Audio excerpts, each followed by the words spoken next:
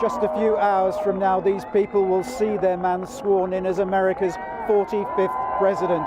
And while many, many still doubt his credentials, it is also undeniable that there are plenty here who voted for Donald Trump and have come along to share his big day because they really believe he is the man to lead America. He's coming in with a plan, and it's all about making things better for everyone. So I think we have to have hope, and we have to hopefully that everybody comes in with an open mind. Give them a chance, work together, do something different for a change, Some directly opposing views were being expressed at this anti-Trump rally outside the Capitol's press club. Very difficult to breathe. At one stage, police used tear gas against demonstrators, and there were several arrests. Thousands of members of the National Guard have been drafted in for today's ceremony. This is the beginning of our 100 days of resistance. In New York, celebrities queued up to denounce the new administration. As bad as we think it's going to be worse. He's a bad example of this country, this city. The president-elect said our country was a dumping ground for the world. Really? Donald Trump could afford to ignore all the criticism as he attended an inauguration ball. He says he doesn't even care if it rains on his big day. It may rain, it may not rain. I don't care. Doesn't matter. I mean, the truth is, if it really pours, that's okay, because people will realize it's my real hair, and that's okay. It's okay. Might be a mess. A time-honoured process has begun. Change is underway. The helicopter has now arrived to take Barack and Michelle Obama away after their last night in the White House. Paul Davis, ITV News, Washington. So it's going to be a really interesting day today, and this is how it's going to be shaping up. In about an hour's time, the Trumps will sit down for tea at the White House with the Obamas. Then, in line with tradition, the outgoing president will accompany the new president to the Capitol building for the swearing-in ceremony. At around 4:30 UK time, Donald Trump will take his official oath of office at a special ceremony outside the Capitol building. He will then take to the stage to deliver his inaugural speech, which will set out his stall for the presidency. That will be followed by the president's traditional parade along Pennsylvania Avenue to the White House and the traditional inaugural balls. Well, joining me now is Corey Stewart, who is part of Mr. Trump's presidential campaign. He has proved himself, hasn't he, to be a brilliant campaigner. Yes. Is he going to measure up as a president, though? Is he going to match that brilliance? He is, absolutely he will. We have never seen anything like this in the United States. A politician who's actually, he's so blunt, honest, direct, and he's going to follow through on his promises. It's going to be a lot of fun to watch. Okay, but I want to pick you up on that blunt, direct, some people would say divisive, insulting, unpleasant. He has divided America, some are saying. Would you agree with that? No, I would say that this is leadership, and he knows that not everybody's going to agree with him. He knows that there are a lot of people who are very much opposed to what he wants to do, but he believes that it's the right thing for the country, and then eventually, when the results are shown and they're good, people will follow behind him. But he needs to take this course right now. Quite a lot of Trump supporters say that the media underestimates him, that we misunderstand him. Why is that, do you think? Well, I think that's because, if you think about the working class in the United States, they've really been, over the past 20 years, it's not been good. Wages have been stagnant. It's very hard to get jobs. It's hard to create a business in America. It's hard to get your kids into schools, especially if you're a Caucasian. And so I think this is kind of a revolt, really, of the working class, especially the white working class in the United States.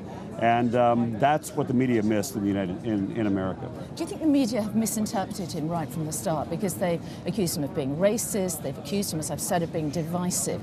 What would you say to the media? How can we look at him properly? How can we reassess him?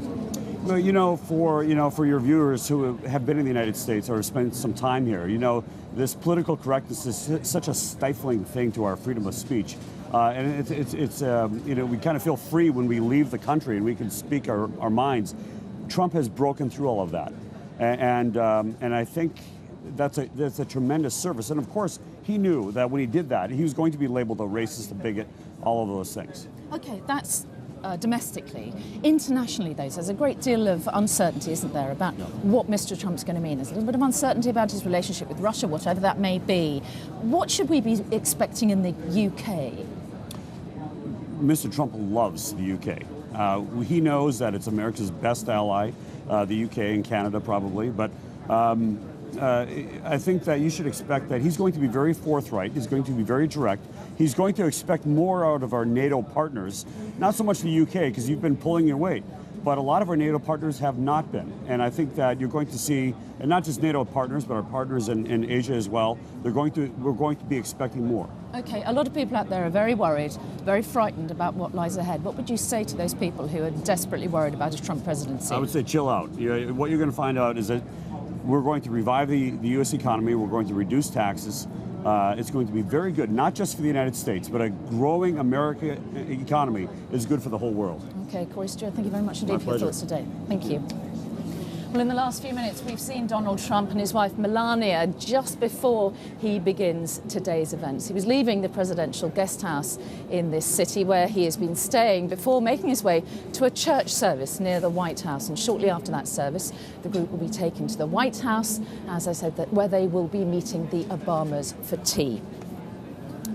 Almost 1 million fans of the new president are expected to line this city's National Mall behind me here. And our correspondent, Juliet Bremner, is down there with the crowds for us this lunchtime. So, Juliet, tell us, what is the atmosphere like there?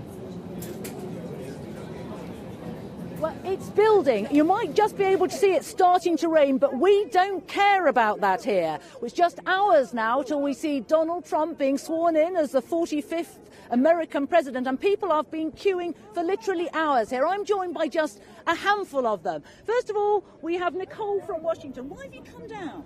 It's really important to take part as an American in the peaceful transition of power, and I'm excited to see President Trump. And you're with your son, who's here for the first time. What's it mean to you? It's historic. It's very historic, and I think it's good that we can have a very peaceful transition.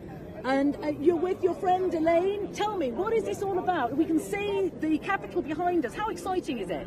It's very exciting. It's all about coming out as an American in this democracy and taking part in what is about to be very historical. Now, Al, you are clearly a Trump supporter. We can see it written on your hat. Is this going to be a united or a divided country? We unfortunately very much have two different Americas. And every night when you turn on the mainstream media news broadcast, it's absolutely evident, and it's very sad. Well, what do you think about your president-to-be any moment now? I think having a man who took $1 million and turned it into several billion is going to be tremendous for rebuilding our infrastructure. It's going to be great for this country. And Luke, just a word. How exciting is this? Very exciting. It's really, really cool to be here. Thank you all so much for joining me. So back to you now, Mary, just a few hours to go. Thank you very much indeed, Juliet. Now, Mr. Trump has his supporters, of course, but he also has quite vocal opponents. Our correspondent, Martin Geisler, is at the Navy Memorial on Pennsylvania Avenue. Martin, tell us about what's happening where you are right now. Well, Mary, this is the main rallying point for the biggest organised protest. As you saw, I think, in Paul Davis's piece earlier on, there have been other sporadic protests sparking up around the city, but it's all been reasonably good-natured so far this morning. A little bit of pockets of trouble here and there, but nothing too serious. And they're expecting that'll continue here at the Naval Memorial later today. Normally, at a presidential inauguration, they have half a dozen or so applications for protest. They had 30. For today, so that gives you an idea of the strength of feeling here. I'm joined by two people who've made the journey here. Janice, you came from Pittsburgh in Pennsylvania. The first thing I came from Philadelphia, Pennsylvania. Philadelphia, Pennsylvania. Forgive me. Why did you come?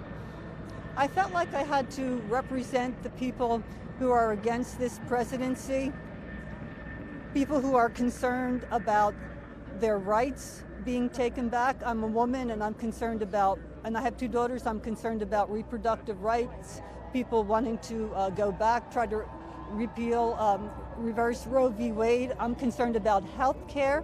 I'm concerned about the environment, and Trump and his Republican Party are all trying to change those things. A lot of them are climate change deniers. Janice, thank you. Matt, you came down from New York. Very quickly, in a sentence, why did you come? What are you trying to do today? Well, you know, people are suffering, and I think that we're coming to realize that our institutions of democracy are broken. They may have been for a long time, but we certainly are seeing that they are now. We want to send a message to the global community that there's a resistance here.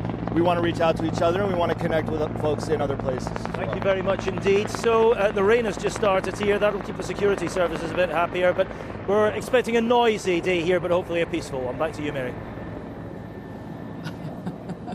Martin, thank you. We certainly are. Helicopters overhead, so we apologise if there is sound interference. The world is watching Washington today. TV stations on every continent are reporting on this extraordinary, historic event. Like he does in the US, Donald Trump really divides opinions in other countries too. Duncan Golestani now on global reaction to this Inauguration Day. Dziś o 18:00 naszego czasu Donald Trump złoży przysięgę. Few incoming presidents have grabbed the world's attention like Donald Trump. From Rome to Dubai, there is an anticipation that America's foreign relations are about to change in a big way. In many capitals, including London, the expectation for some is that way won't be good.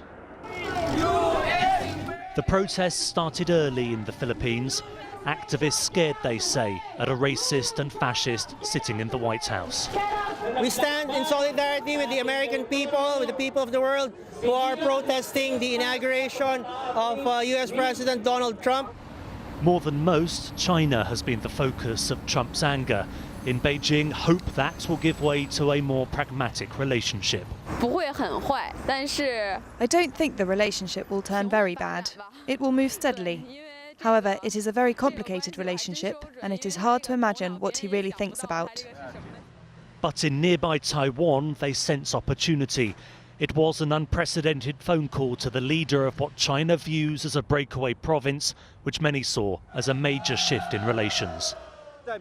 Trump being elected seems to remind Americans that there is a place called Taiwan. But perhaps awkwardly for the president-elect, the warmest welcome has been in Russia.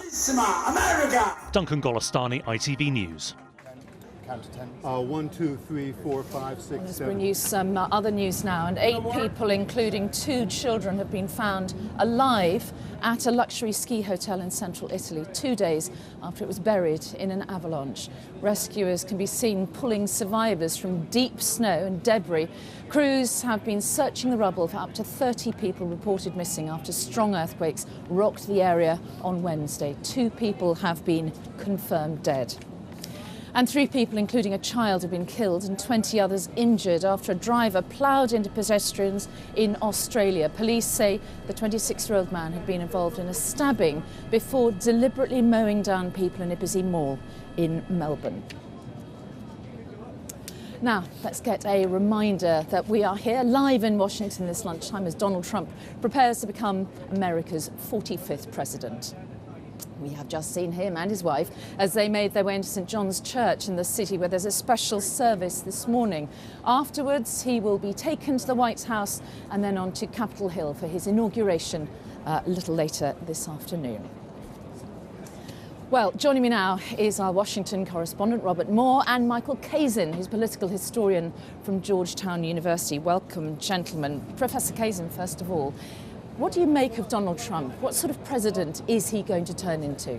We've never had a president like Donald Trump before, someone who's never run for office before, someone who's president because he was a celebrity and inspired a small group of people that became larger as the campaign went on. So we really don't know. As you know, he shoots from the hip. He'd rather tweet than read a book. So it's going to be exciting and very unusual, I think. It's been an amazing campaign for you to follow, hasn't it, Robert? Unlike anything that you've ever done before in all of your years. How do you assess how he's going to be as a president? You agree with the professor here? I do, and I think, you know, I'm very conscious that today, for millions of Americans, particularly in the Rust Belt and the Heartland, this is a moment of celebration, a time that they can realize that the American political system is responsive to their kind of anguish, that economic pain that they're feeling. But at the same time, millions of liberal Americans are really in a state of grief almost. The cavalcade that'll come down here, down Pennsylvania Avenue in a few hours' time is almost going to be like a funeral cortege for them. It's going to be the death of kind of civility and their appreciation of American values as they see it. So extraordinarily divisive during the campaign. And even today, normally you expect goodwill and a sense of national unity to some extent. Today, once again, just an illustration of how polarized this nation is. And internationally as well, Michael Kazin. Very much so. Barack Obama was the president of the whole world for many people, I think. As you know, he won the Nobel Peace Prize less than a year after he took office. Whereas I think it's fair to say Donald Trump is popular in certain countries, Russia, for example, among people who support Brexit, probably, but not most of the world. So he's a divisive figure, but as Robert said, he's also an inspiring figure to a lot of Americans. Interesting times ahead. Thank you both very much indeed. Professor Michael Kazin and Robert, we'll be hearing from you a little bit later in the show. OK, and you can watch all of this afternoon's events in full here on ITV. Tom Bradby will be live for President Trump, the inauguration from 4 p.m. with rolling coverage of this entire historic event. Now, when Donald Trump walks into the White House later, he will begin his job as the most powerful man on the planet, and he will live and work in one of the most prestigious buildings in the world too. The White House has been home to 44 presidents before him. This iconic building will be where Mr. Trump leads his country. He will meet with heads of state and diplomats and make crucial decisions in the Oval Office. Decisions that will steer the course of politics in the United States and right across the world. The Situation Room, the nerve centre of the White House, will be where President Trump, like those before him, will monitor crisis situations. And those predecessors who have left their mark at the White House, from Abraham Lincoln to John F. Kennedy and, of course, Barack Obama. The question now, just how will Donald J. Trump make his impression on this historic institution? Thank you for joining us on this special lunchtime news programme. Please do stay with us on ITV News throughout the day. From all of us on the team here and all of you back in London, bye-bye. Have a great afternoon.